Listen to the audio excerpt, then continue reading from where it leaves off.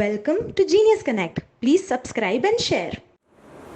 Hello everyone, my name is Fatima Bora and I teach at Jai International School. I teach social science and we are going to continue with the last lecture, that is the French Revolution. In the last lecture I gave you a brief introduction of how the French society was divided into different estates in the 17th century. Particularly in 17th and 18th century, this particular thing was very common. We discussed in the last lecture clergy, nobility and general estate.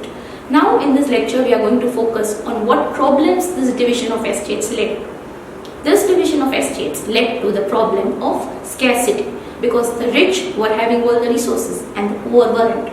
So subsistence crisis started because it was during this time period that the population of France increased from 22 million to 28 million, and this was followed and accompanied by a year of bad harvests.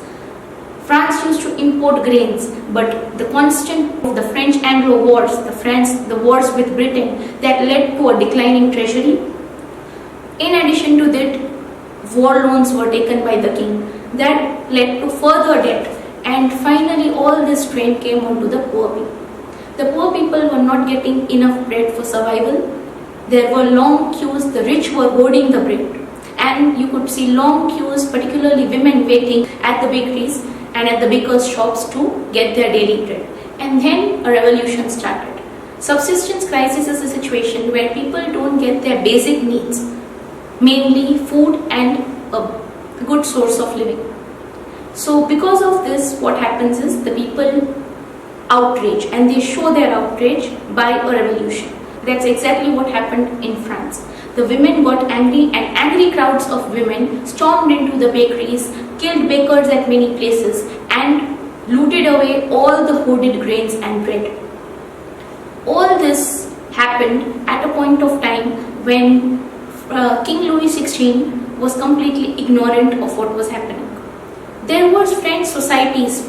These societies were called Jacobin clubs.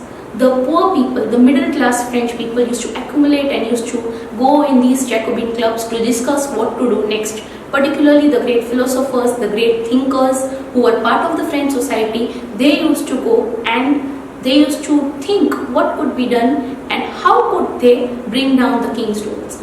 How could they do something to finally open the deaf ears of the king. And finally they came up with the solution that if something has to be done, it has to be done now. And that is why the French society formed a big national assembly and joined. The king called a meeting of the Estates General considering the political unrest in the France. After considering the political unrest and the situation, he called a meeting of this particular Estates General. Estates General meeting means the first estate, the second estate and the third estate all are called together.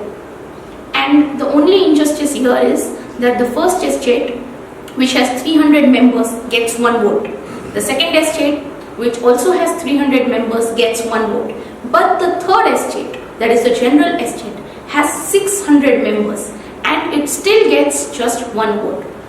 The members of the third estate did not find this particular thing, this particular thing was an injustice to them. They didn't find this just, and that is why, while the assembly was still discussing, to show the assembly that they are openly defying, to insult the king, these 600 members stood up and walked away.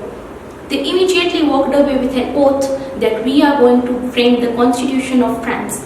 They accumulated together in one particular tennis court, and that is why this is also known as the tennis court oath. They went to the tennis court and they took an oath over there that until we frame a constitution for free France, for freedom in France or for a free France, we are not going to disperse. They went over there, they started thinking, they started formulating, and finally, after many long hours of discussion, of debate, they framed the constitution. And that is when they dispersed. And after framing the constitution, they themselves declared as a national assembly, and they decided that now, since we are the national assembly, we are going to take things into our control. The incident that followed this was the storming of the Bastille, which we are going to take up in the next lecture. Thank you. I hope you all would have enjoyed this video. Subscribe to Genius Connect and put on the notification to receive more such videos. Like and share this video too.